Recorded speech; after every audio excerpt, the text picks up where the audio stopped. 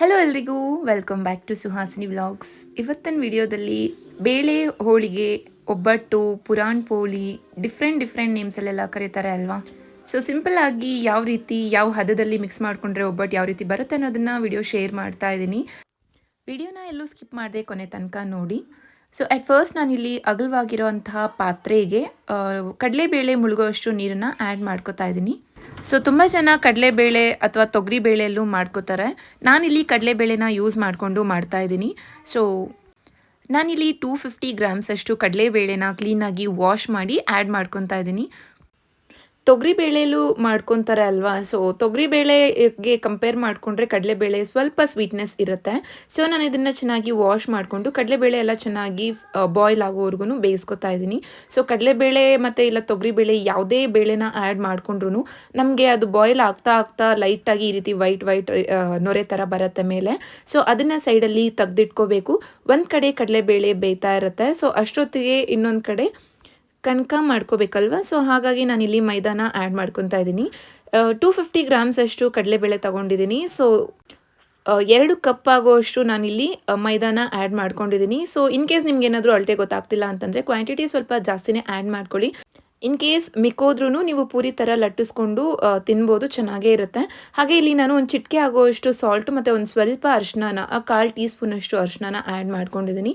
So ಅರಿಶಿನ ಬಂದು ಕಂಪ್ಲೀಟಾಗಿ ಆಪ್ಷನಲ್, ಬೇಡ ಅಂತಂದರೆ ನೀವು ಸ್ಕಿಪ್ ಮಾಡ್ಬೋದು. ಜಸ್ಟ್ ವೈಟ್ ಕಲರಲ್ಲಿ ನಿಮಗೆ ಹೋಳಿಗೆ ಕಾಣಿಸುತ್ತೆ ಅಷ್ಟೇ. ಇನ್ ಕೇಸ್ ಅರಿಶಿನ ಆ್ಯಡ್ ಮಾಡ್ಕೊಳ್ಳೋದಾದರೆ ಲೈಟಾಗಿ ಯೆಲ್ಲೋಯಿಶ್ ಕಲರ್ ಕಾಣಿಸುತ್ತೆ. ಸೊ ಆ್ಯಕ್ಚುಲಿ ಮೈದಾ ಕಲಸಿ ಇಟ್ಟಿದ್ದು ಆದಮೇಲೆ ಸಾಫ್ಟ್ ಆಗಿಬಿಡುತ್ತೆ ಆಯಿಲ್ ಎಲ್ಲ ಆ್ಯಡ್ ಮಾಡ್ಕೊಳ್ಳೋದ್ರಿಂದ. ನಾನಿಲ್ಲಿ ಒಂದು 1/2 ಕಪ್ ಆಗೋಷ್ಟು ಅಂದರೆ 6 to 8 ಟೇಬಲ್ ಸ್ಪೂನ್ಸ್ ಅಷ್ಟು ಆಯಿಲ್ನ ಆ್ಯಡ್ ಮಾಡಿಕೊಂಡು ಈ ರೀತಿ ಚೆನ್ನಾಗಿ ಪ್ರೆಸ್ ಮಾಡಿ ಮಿಕ್ಸ್ ಮಾಡ್ಕೋಬೇಕಾಗತ್ತೆ. ಈ ರೀತಿ ಮೈದಾ ಕಲಿಸ್ಕೊಳ್ಳೋವಾಗ ಸುಮಾರು ಜನ ಡಿಫ್ರೆಂಟಾಗಿ ಕಲಿಸ್ಕೋತಾರೆ. ಕೆಲವೊಬ್ಬರು ತುಂಬ ತೆಳುವಾಗಿ ಕಲಿಸ್ಕೊಂಡು ಜಸ್ಟ್ ಕೈಯಲ್ಲಿ ಸ್ಪ್ರೆಡ್ ಮಾಡಿದ ತಕ್ಷಣವೇ ಚಪಾತಿ ರೀತಿ ಬರುತ್ತೆ. ಆ ರೀತಿ ಆದರೂ ಮಾಡ್ಬೋದು. ಇಲ್ಲ ಅಂತಂದರೆ ಚಪಾತಿನ ಲಟ್ಟಿಸ್ಕೊಳ್ತೀವಲ್ವ ಆ ರೀತಿ ಸಹ ಗಟ್ಟಿಯಾಗಿ ಕಲಿಸ್ಕೊಂಡು ಲಟ್ಟಿಸ್ಕೋತಾರೆ. ಸೊ ನಾನು ಈ ಕನ್ಸಿಸ್ಟೆನ್ಸಿಯಲ್ಲಿ ಕಲಿಸ್ಕೊಂಡು ಮೇಲೆ ಒಂದು ಸ್ವಲ್ಪ ತುಪ್ಪನ ಆ್ಯಡ್ ಮಾಡಿ ಅದನ್ನು ಸೈಡಲ್ಲಿ ಪ್ಲೇಟ್ ಮುಚ್ಚಿ ಎತ್ತಿಟ್ಕೋತಾ ಇದ್ದೀನಿ.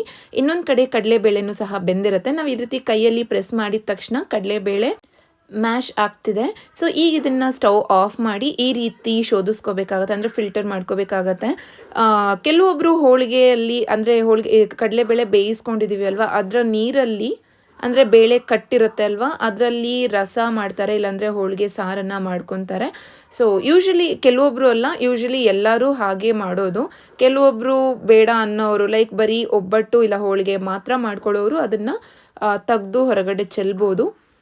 ಸೊ ನೋಡ್ತಿರ್ಬೋದಲ್ವಾ, ಈ ಕಟ್ಟಲ್ಲಿ ಸಾಂಬಾರು ಮಾಡ್ಕೊತಾರೆ, ಸಖತ್ ಟೇಸ್ಟಿಯಾಗಿರುತ್ತೆ. ಆ ರೀತಿ ಹೋಳಿಗೆ ಸಾರು ಅಥವಾ ಬೇಳೆ ರಸನ ಮಾಡ್ಕೊಳ್ಳೋದಾದ್ರೆ ಈ ರೀತಿ ಬಿಸಿಯಾಗಿರ್ಬೇಕಾದ್ರೆ ಒಂದು ನಿಂಬೆ ಹಣ್ಣು ಗಾತ್ರದಷ್ಟು ಹುಣಸೆ ಹಣ್ಣನ್ನ ನೆನೆಸ್ಕೊತಾ ಇದ್ದೀನಿ. ನಾನಿಲ್ಲಿ ಸಾಂಬಾರು ಮಾಡೋದ್ರಿಂದ ಮೊದಲೇ ನೆನೆಸಿಟ್ಕೋತಾ ಇದ್ದೀನಿ. ಆ್ಯಂಡ್ ಬೇಳೆನೂ ಸಹ ಒಂದು 4 to 5 ಟೇಬಲ್ ಸ್ಪೂನ್ಸ್ ಅಷ್ಟು ಬೇಳೆನ ಸೈಡಲ್ಲಿ ತೆಗೆದು ಇಟ್ಕೋತಾ ಇದ್ದೀನಿ. ಸೊ ಈಗ ಬೇಳೆನೂ ಸಹ ಸೈಡಲ್ಲಿ ಎತ್ತಿಟ್ಕೊಂಡು ಸ್ವೀಟ್ನೆಸ್ಗೆ ಬೇಕಾಗಿರೋಷ್ಟು ಬೆಲ್ಲನ ನಾವು ಆ್ಯಡ್ ಮಾಡ್ಕೋಬೇಕಾಗತ್ತೆ. ಈಗ ಇಲ್ಲಿ ಬೆಲ್ಲನ ಕರಗಿಸ್ಕೋಬೇಕಾಗತ್ತೆ. ಸೊ ನಾನು ಕಡಲೆಬೇಳೆ ಯಾವುದರಲ್ಲಿ ಮೆಷರ್ ಮಾಡ್ಕೊಂಡಿದ್ದೆ ಅದೇ ಬೌಲಲ್ಲೇ 3 ಕಪ್ಸ್ ಅಷ್ಟು ಆ್ಯಡ್ ಮಾಡ್ಕೊತಾ ಇದ್ದೀನಿ. ಇನ್ ಕೇಸ್ ನೀವೇನಾದರೂ ಫಾರ್ ಎಕ್ಸಾಂಪಲ್ 250 ಗ್ರಾಮ್ಸ್ ಅಷ್ಟು ಕಡಲೆಬೇಳೆನ ತೊಗೊಂಡಿದ್ದೀನಿ ಅಲ್ವಾ, ನಮ್ಮ ಮನೇಲಿ ಸ್ವಲ್ಪ ಸ್ವೀಟ್ ಜಾಸ್ತಿ ತಿನ್ನೋದ್ರಿಂದ ನಾನು 350 ಗ್ರಾಮ್ಸ್ ಅಷ್ಟು ಅಂದರೆ ಕಡಲೆಬೇಳೆ ಏನು ತೊಗೊಂಡಿದ್ವಿ ಅದಕ್ಕಿಂತ 100 ಗ್ರಾಮ್ಸ್ ಅಷ್ಟು ಎಕ್ಸ್ಟ್ರಾ ಬೆಲ್ಲನ ತಗೊಂಡು ಚೆನ್ನಾಗಿ ಕರಗಿಸ್ಕೊತಾ ಇದ್ದೀನಿ.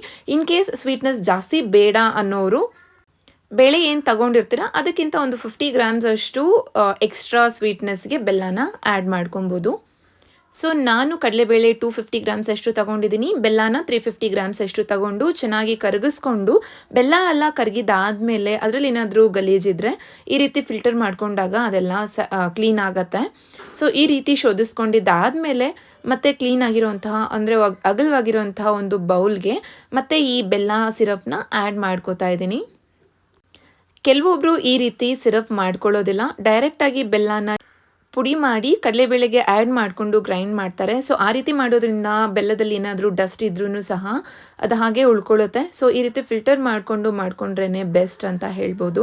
ಸೊ ನಾನು ತಗೊಂಡಿರೋವಂಥ ಬೇಳೆಗೆ ಬೆಲ್ಲ ಆ್ಯಡ್ ಮಾಡ್ಕೊಂಡಿರೋದು ಪರ್ಫೆಕ್ಟಾಗಿ ಸೆಟ್ ಆಗಿದೆ. ಸೊ ನೋಡ್ತಿರ್ಬೋದು ಲೈಕ್ ಬೆಲ್ಲ ಸ್ವಲ್ಪ ಕರಗಿದ್ದಾದಮೇಲೆ ಬಿಸಿ ಆದಮೇಲೆ ಈಗ ಸೈಡಲ್ಲಿ ತೆಗೆದಿಟ್ಕೊಂಡಿದ್ನಲ್ವ ಕಡಲೆಬೇಳೆ ಅದನ್ನು ಆ್ಯಡ್ ಮಾಡ್ಕೊತಾ ಇದ್ದೀನಿ. ನಿಮಗಿಲ್ಲಿ ನೋಡೋದಕ್ಕೆ ರನ್ನಿ ಕನ್ಸಿಸ್ಟೆನ್ಸಿ ಅಂತ ಅನ್ನಿಸ್ಬೋದು, ಬಟ್ ಈ ನೀರು ಸಮೇತ ಅಂದರೆ ಬೆಲ್ಲ ನೀರು ಏನಿದೆ ಅದ್ರ ಸಮೇತ ನೀವು ಗ್ರೈಂಡ್ ಮಾಡಿಕೊಂಡ್ರೆ ಡೆಫಿನೆಟ್ಲಿ ಪರ್ಫೆಕ್ಟಾಗಿ ಎಲ್ಲೂ ಸಹ ತೆಳುವಾಗ್ದಿರೋ ಕ್ಲೀನಾಗಿ ಬರುತ್ತೆ. ಸೊ ಕಡಲೆಬೇಳೆನ ಆ್ಯಡ್ ಮಾಡಿದ್ದಾದಮೇಲೆ ನಾನು ಸ್ಟವ್ ಮೇಲೆ ಸಿಮ್ಮಲ್ಲೇ ಲೋ ಫ್ಲೇಮಲ್ಲಿ 5 to 8 ಮಿನಿಟ್ಸ್ ಇದನ್ನು ಚೆನ್ನಾಗಿ ಕುಕ್ ಮಾಡಿಕೊಂಡು ಕಂಪ್ಲೀಟಾಗಿ ತಣ್ಣಗೆ ಮಾಡೋದಕ್ಕೆ ಬಿಡ್ತಾ ಇದ್ದೀನಿ ಸೈಡಲ್ಲಿಟ್ಟು. ಮ್ಯಾಕ್ಸಿಮಮ್ ಅದು ತಣ್ಣಗಾಗೋದಕ್ಕೆ 30 ಮಿನಿಟ್ಸ್ ಆದರೂ ತಗೊಳ್ಳುತ್ತೆ. ಬೆಲ್ಲ ಬಿಸಿ ಇರುತ್ತೆ ಅಲ್ವಾ, ಸೊ ಹಾಗಾಗಿ. ಆ್ಯಂಡ್ ಈಗ ನಾನು ಇದನ್ನು ಸ್ವಲ್ಪ ಸ್ವಲ್ಪ ಕ್ವಾಂಟಿಟಿನ ಆ್ಯಡ್ ಮಾಡಿಕೊಂಡು ಎಲ್ಲೂ ಸಹ ಬೇಳೆ ಬೇಳೆ ರೀತಿ ಇರ್ದಿರ ಕಂಪ್ಲೀಟಾಗಿ ಗ್ರೈಂಡ್ ಮಾಡ್ಕೋತಾ ಇದ್ದೀನಿ. ಸೊ ಬಿಸಿ ಇರೋವಾಗ ಆ್ಯಡ್ ಮಾಡಿಕೊಂಡ್ರೆ ಇದು ಹಾರೋ ಚಾನ್ಸಸ್ ಇರುತ್ತೆ, ಸಿಡಿಯುತ್ತೆ. ಸೊ ಹಾಗಾಗಿ ತಣ್ಣಗೆ ಮಾಡಿದಾದಮೇಲೆ ನೀವು ಆ್ಯಡ್ ಮಾಡ್ಕೋಬೋದು. ಆ್ಯಕ್ಚುಲಿ ನನಗಿಲ್ಲಿ ಕಂಪ್ಲೀಟಾಗಿ ತಣ್ಣಗೆ ಆಗಿದೆ, ಅದು ಲೈಟಾಗಿ ಬಿಸಿ ಇರೋದ್ರಿಂದ ಹೊಗೆ ಬರೋ ಥರ ಕಾಣಿಸ್ತಾ ಇದೆ ಅಷ್ಟೇ. ಸೊ ಈಗ ಇದನ್ನು ನಾನು ಗ್ರೈಂಡ್ ಮಾಡ್ಕೊಂಡಿದ್ದೀನಿ. ಸೊ ನೀವು ನೋಡ್ಬೋದು ನಿಮಗೆ ಯಾವ ರೀತಿ ನಾನು ಗ್ರೈಂಡ್ ಮಾಡ್ಕೊಂಡಿದ್ದೀನಿ ಅಂತ ಗೊತ್ತಾಗ್ತಿದೆ. ಇದೇನಾದರೂ ಇನ್ ಕೇಸ್ ಅಲ್ಲಲ್ಲಿ ಬೇಳೆ ಥರ ಇಲ್ಲಾಂದರೆ ಪಲ್ಸ್ ರೀತಿ ಇದ್ದರೆ ಮೈದಾದಲ್ಲಿ ಇಟ್ಟು ನಾವು ಇದನ್ನು ಚಪಾತಿ ರೀತಿ ಲಟ್ಟಿಸಿದಾಗ ಇಲ್ಲಾಂದರೆ ಕೈಯಲ್ಲಿ ತಟ್ಕೊಂಡಾಗ ಅಲ್ಲಲ್ಲಿ ಮೈದಾ ಎಲ್ಲ ಕಿತ್ತೋಗೋ ಚಾನ್ಸಸ್ ಇರುತ್ತೆ. ಸೊ ಹಾಗಾಗಿ ಕಂಪ್ಲೀಟಾಗಿ ಕ್ಲೀನಾಗಿ ಇದನ್ನು ಪೇಸ್ಟ್ ರೀತಿ ಮಾಡಿಕೊಂಡ್ರೆ ಗ್ರೈಂಡ್ ಮಾಡಿಕೊಂಡ್ರೆ ಚೆನ್ನಾಗಿ ಬರುತ್ತೆ. ಹೋಳಿಗೆ ಎಲ್ಲೂ ಸಹ ಕ್ರ್ಯಾಕ್ ಆಗೋದಿಲ್ಲ. ಈಗ ಇದನ್ನು ನಾನೊಂದು ಬೌಲ್ಗೆ ಟ್ರಾನ್ಸ್ಫರ್ ಮಾಡ್ಕೋತಾ ಇದ್ದೀನಿ. ತುಂಬ ಜನ ಈ ರೀತಿ ಮಿಕ್ಸಿಯಲ್ಲಿ ಗ್ರೈಂಡ್ ಮಾಡ್ಕೊಳ್ಳೋದಕ್ಕಿಂತ ಹೊರಳ್ಕಲ್ಲು ಅಂತ ಹೇಳ್ತಾರೆ ಅಲ್ವಾ, ಒಳಕಲ್ಲು ಹೊರಳ್ಕಲ್ಲು, ಅದರಲ್ಲಿ ತುಂಬ ಜನ ಮಾಡ್ಕೊತಾರೆ. ಸೊ ಹಳ್ಳಿ ಕಡೆ ಅಂದರೆ ಸಾಮಾನ್ಯವಾಗಿ ಹಾಗೆ ಅಲ್ವಾ ಮಾಡ್ತಾರೆ. ಸೊ ಆ ಥರ ಮಾಡೋದ್ರಿಂದನೂ ಟೇಸ್ಟ್ ಸಕ್ಕತ್ತಾಗಿರುತ್ತೆ. ಸೊ ನೋಡಿದ್ರಲ್ವಾ ಉಂಡೆ ಕಟ್ಟಿದ್ರೆ ಎಷ್ಟು ಚೆನ್ನಾಗಿ ಕಾಣಿಸ್ತಾ ಇದೆ ಅಂತ. ಈಗ ನಾನು ಎಲ್ಲ ಕಡಲೆಬೇಳೆನೂ ಅದೇ ರೀತಿ ಗ್ರೈಂಡ್ ಮಾಡಿಕೊಂಡು ಬೌಲ್ಗೆ ಟ್ರಾನ್ಸ್ಫರ್ ಮಾಡ್ಕೊಂಡಿದ್ದೀನಿ. ಈಗ ತೆಂಗಿನಕಾಯಿ ತುರಿನ ಆ್ಯಡ್ ಮಾಡ್ಕೊತಾ ಇದ್ದೀನಿ. ನಿಮ್ಗೇನಾದರೂ ದಪ್ಪ ದಪ್ಪ ಬೇಕು ಅಂದರೆ ಈ ರೀತಿ ತುರ್ಕೊಂಡು ಹೀಗೆ ಆ್ಯಡ್ ಮಾಡ್ಕೋಬೋದು.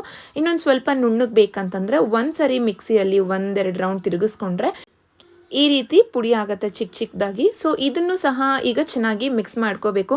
ನೀವು ಬೇಕಂದರೆ ಇಲ್ಲಿ ಇಮ್ಮಿಡಿಯೇಟಾಗಿ ಅಂದರೆ ಒಂದು ದಿನದಲ್ಲೇ ಫುಲ್ ಖಾಲಿ ಮಾಡ್ತೀರಾ ಅನ್ನೋ ಹಾಗಿದ್ರೆ ತೆಂಗಿನಕಾಯಿ ಜಾಸ್ತಿ ಆ್ಯಡ್ ಮಾಡ್ಕೋಬೋದು, ತುಂಬಾ ಚೆನ್ನಾಗಿರುತ್ತೆ. ಸೊ ಬಿಸಿಲುಗಾಲದಲ್ಲಿ ಏನಾದರೂ ಮಾಡ್ಕೊತಾ ಇದ್ದೀರಾ ಅಂದರೆ ಈ ಹೂರಣನ ಇನ್ನೂ ಒಂದು 2 ದಿನ ಸ್ಟಾಕ್ ಇಟ್ಟು ಮಾಡ್ಕೊತೀರಾ ಅನ್ನೋದಾದರೆ ಆದಷ್ಟು ಸ್ವಲ್ಪ ತೆಂಗಿನಕಾಯಿ ತುರಿನ ಕಡಿಮೆ ಆ್ಯಡ್ ಮಾಡ್ಕೊಳ್ಳಿ. ಯಾಕಂದರೆ ತೆಂಗಿನಕಾಯಿ ತುರಿ ಆ್ಯಡ್ ಮಾಡಿದಾಗ ಬಿಸಿಲಲ್ಲಿ ತುಂಬ ದಿನ ಇರೋದಿಲ್ಲ. ಏನೇ ಫ್ರಿಜ್ಜಲ್ಲಿ ಇಟ್ಟರೂ ಸಹ ಆ ಫ್ರೆಶ್ನೆಸ್ ಅನ್ನೋದು ಚೆನ್ನಾಗಿರೋದಿಲ್ಲ. ಸೊ ಟೇಸ್ಟೂ ನಿಮಗೆ ಡಿಫರ್ ಆಗುತ್ತೆ. ಸೊ ಆದಷ್ಟು ನೀವು ತೆಂಗಿನಕಾಯಿ ತುರಿನ ಸ್ವಲ್ಪ ಕಡಿಮೆನೇ ಆ್ಯಡ್ ಮಾಡಿಕೊಂಡು ಈಗ ತೆಂಗಿನಕಾಯಿ ತುರಿನ ಆ್ಯಡ್ ಮಾಡ್ಕೊಂಡು ಚೆನ್ನಾಗಿ ಮಿಕ್ಸ್ ಮಾಡಿಕೊಂಡೆ. ಆ್ಯಕ್ಚುಲಿ ನಾನು ಗ್ರೈಂಡ್ ಮಾಡ್ಕೋಬೇಕಾದ್ರೆ 3-4 ಏಲಕ್ಕಿನೂ ಸಹ ಆ್ಯಡ್ ಮಾಡಿಕೊಂಡು ತೆಂಗಿನಕಾಯಿ ತುರಿ ಜೊತೆಲೇ ಅದನ್ನು ಸಹ ಗ್ರೈಂಡ್ ಮಾಡ್ಕೊಂಡಿದ್ದೆ. ಈಗ ಅದನ್ನು ಸೈಡಲ್ಲಿ ಇಟ್ಕೊಂಡು ಮೈದಾನ ಕಲಸಿ ಇಟ್ಕೊಂಡಿದ್ವಲ್ವ ಆವಾಗಲೇ ಅದನ್ನು ಸಹ ಕ್ಲೀನಾಗಿ ಇನ್ನೊಂದು 2 ಸರಿ ಮಿಕ್ಸ್ ಮಾಡಿ ಚೆನ್ನಾಗಿ ಕಲಸಿ ಇಟ್ಕೊಂಡಿದ್ದೀನಿ. ಈಗ ಈ ರೀತಿ ಒಂದು ಬಟರ್ ಪೇಪರ್ ಅಥವಾ ಯಾವುದಾದ್ರೂ ಒಂದು ಶೀಟ್ನ ತಗೋಬೋದು. ನಾರ್ಮಲ್ ಆಗಿ ಆಯಿಲ್ ಕವರ್ನು ಸಹ ನೀವು ಯೂಸ್ ಮಾಡ್ಬೋದು. ಈ ಶೀಟ್ಗೆ ನಾನು ಆಯಿಲ್ನ ಸ್ಪ್ರೆಡ್ ಮಾಡ್ಕೊತಾ ಇದ್ದೀನಿ. ಆಯಿಲ್ ಅಥವಾ ತುಪ್ಪನ ಸ್ಪ್ರೆಡ್ ಮಾಡಿಕೊಂಡು ನೀವು ಇದನ್ನು ಹೋಳಿಗೆ ಮಾಡ್ಕೋಬೋದು. ಮಿನಿಮಮ್ ನಮಗೆ 3 to 4 hours ಈ ರೀತಿ ಮೈದಾ ಚೆನ್ನಾಗಿ ನೆಂದರೆ ನೋಡ್ತಿರ್ಬೋದು, ನಿಮಗೆ ಆಲ್ರೆಡಿ ಗೊತ್ತಾಗ್ತಿದೆ ಎಷ್ಟು ಸಾಫ್ಟಾಗಿದೆ ಅಂಥೇಳಿ. ಸೊ ಮೈದಾ ಜಾಸ್ತಿ ನೆಂದಷ್ಟು ತುಂಬ ಚೆನ್ನಾಗಿರುತ್ತೆ. ಸೊ ಇನ್ ಕೇಸ್ ಯಾರಿಗಾದರೂ ಈ ರೀತಿ ಅಂದರೆ ಹೋಳಿಗೆ ಮಾಡ್ಕೊತಿರ್ಬೇಕಾದ್ರೆ ಫಸ್ಟೇ ನೀವು ಮೈದಾನ ಕಲಸಿ ಇಟ್ಕೊಂಡ್ಬಿಟ್ರೆ ಚೆನ್ನಾಗಿ ನೆನೆಯುತ್ತೆ. ನೆಂದಷ್ಟು ನೀವು ಸ್ಪ್ರೆಡ್ ಮಾಡ್ಕೋಬೋದು ಈಸಿಯಾಗಿ, ಇಲ್ಲಾಂದರೆ ಕ್ಲೀನಾಗಿ ತಟ್ಟೋದಕ್ಕೂ ಸಹ ಈಸಿ ಆಗುತ್ತೆ. ಮೈದಾನ ಸ್ವಲ್ಪ ಚಪಾತಿ ರೀತಿ ಲೈಟಾಗಿ ಸ್ಪ್ರೆಡ್ ಮಾಡಿಕೊಂಡು ಅದರಲ್ಲಿ ನಾನು ಹೂರಣನ ಇಟ್ಟು ಈ ರೀತಿ ಲಟ್ಟಿಸ್ಕೊತಾ ಇದ್ದೀನಿ. ಇನ್ ಕೇಸ್ ನಿಮ್ಗೇನಾದರೂ ಕೈಯಲ್ಲಿ ಮಾಡೋಕ್ಕೆ ಬರ್ತಾ ಇಲ್ಲ ಅಂತಂದರೆ ನೀವು ಚಪಾತಿ ಮಾಡ್ತೀರ ಅಲ್ವಾ ಕೋಲು ಲಟ್ಟಣಿಗೆ, ಅದಕ್ಕೂ ಸಹ ಆಯಿಲ್ನ ಹಚ್ಬಿಟ್ಟು ಚಪಾತಿ ರೀತಿಯೇ ಲೈಟಾಗಿ ಲಟ್ಟಿಸ್ಕೋಬೇಕಾಗತ್ತೆ. ಆ ಥರ ಲಟ್ಟಿಸ್ಕೊಂಡ್ರೂ ಸಹ ನಿಮಗೆ ಈಸಿಯಾಗಿ ಬರುತ್ತೆ. ಸೊ ನನಗೆ ಕೈಯಲ್ಲಿನೇ ತುಂಬ ಕಂಫರ್ಟಬಲ್ ಇದೆ. ಸೊ ಹಾಗಾಗಿ ನಾನು ಕೈಯಲ್ಲೇ ಈ ರೀತಿ ತಟ್ಕೋತಾ ಇದ್ದೀನಿ.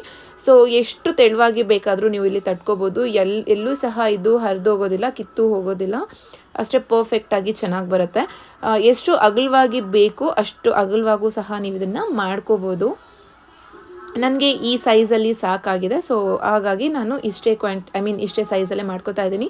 ಸೊ ನೋಡಿದ್ರಲ್ವಾ, ಪೇಪರ್ಗೂ ಸಹ ಎಲ್ಲೂ ಕೆಳಗಡೆ ಅಂಟ್ಕೊಂಡಿಲ್ಲ, ಈಸಿಯಾಗಿಯೇ ಬರ್ತಾ ಇದೆ. ಈಗ ಸ್ಟವ್ ಮೇಲೆ ಒಂದು ತವಾನ ಇಟ್ಕೊಂಡು ಲೈಟಾಗಿ ಗೀ ಅಥವಾ ಆಯಿಲ್ನ ಸ್ಪ್ರೆಡ್ ಮಾಡ್ಕೋಬೇಕಾಗುತ್ತೆ.